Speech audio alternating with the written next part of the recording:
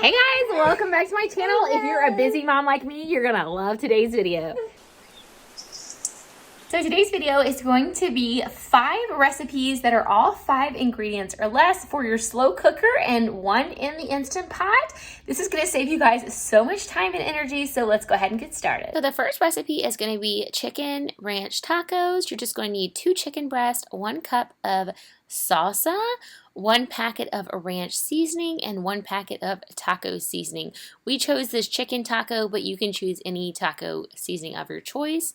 Then you're just going to actually layer everything in your crock pot and cook it on low for 6 to 8 hours. You're going to shred your chicken up and serve it over tortillas with whatever toppings that you would like. Or you can also serve this over rice. Okay, it's been cooking for about half hour now. I went ahead and added the rest of this jar just because of how it looked. And now that's definitely plenty. It's only been here, like I said, for half an hour, so I'm gonna go ahead and cover it back up and let it continue to cook. The second recipe I have for you guys is gonna be meatballs and ravioli.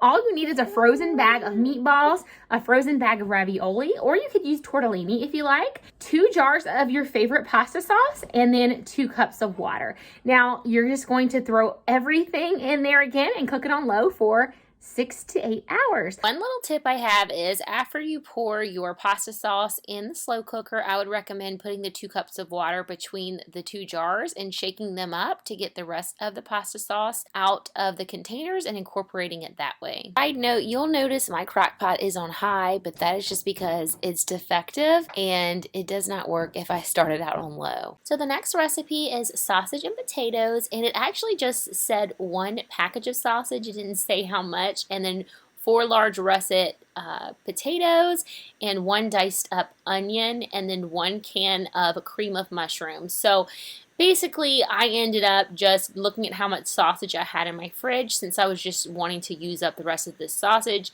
And then I put the amount of potatoes that I thought was appropriate for the amount of sausage. So since I was using so much sausage and so many potatoes, I did decide to add a 2nd can of the cream of mushroom to my pot as well. I really don't think you can go wrong with this recipe. I think you should just put as much as you think ratio-wise for the meat versus the potatoes. This one had a lot of flavor, but I think it's going to depend a lot on the type of sausage that you personally use in yours. That will determine a lot of the flavor. But once you get everything diced and thrown in your crock pot, you're just going to allow it to cook on low for 6 to 8 hours, and this came out really great. Our family really enjoyed it. So definitely give me a thumbs up if you guys are enjoying these dump and go recipes, and if you guys would like to see more of these, let me know in the comments down below. But yes, this was probably our favorite one of the entire week, and again, so simple. And just as a side note, if you want to peel your potatoes, go ahead and do that. I didn't peel mine and it came out great. Russet potatoes have a pretty thin peeling, so if that doesn't bother you, it'll definitely save you some prep time just to skip peeling the potatoes. The next one I have for you guys is going to be Instant Pot shrimp. Now you can serve this shrimp with vegetables or on a salad or over rice. It's really whatever you want to serve it with. You're just going to need 2 pounds of raw peeled shrimp that you thawed, and then a stick of butter, 1 packet of Italian salad dressing mix. You're also going to need 2 tablespoons of Tony Sasseri's Cajun seasoning, and you can put 1 or 2 tablespoons depending on how much you want. Now, I had to make my Italian salad dressing from scratch because my husband totally forgot to purchase it at the store, and I ended up doubling the recipe that I found online, and that was way too much. So be careful if you make your own seasoning, but if you use the packet, this will be really simple and delicious. Just place your Instant Pot on high pressure for 2 minutes.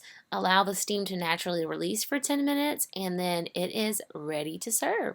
The last recipe I have for you guys today is the Instant Pot boneless pork chops with gravy. Now, I'm going to put the instructions on the screen if you would like to make this in your crock pot instead of the Instant Pot, because this is the one that is in an Instant Pot. But you're just going to need 2 pounds of boneless pork chops, 2 tablespoons of butter or oil, a half a tablespoon of Tony Sasseri's, or 1 envelope of brown gravy mix, and a 10.5 ounce can of cream of chicken, 2 cups of liquid beef stock. So to make these in your Instant Pot, set your Instant Pot to the saute setting. Lightly season both sides of your pork chop with Tony Sasseries, and then place your butter in the pot first, and then place down your pork chops. I forgot and mine stuck just a little bit, but you're going to brown both sides, and then take them out, and you're going to deglaze the pan by pouring in your beef stock and then kind of scraping with a wooden spoon to remove any bits of brown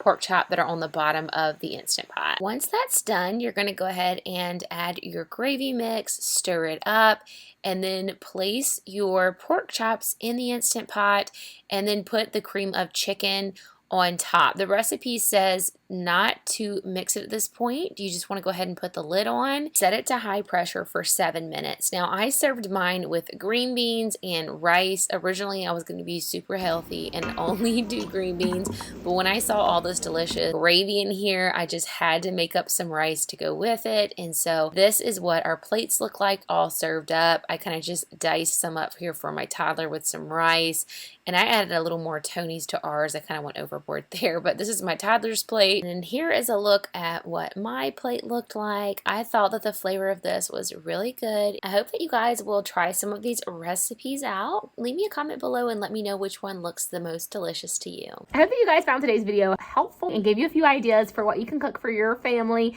and let you know that we're all crazy here. So I'll catch y'all in the next one. Bye.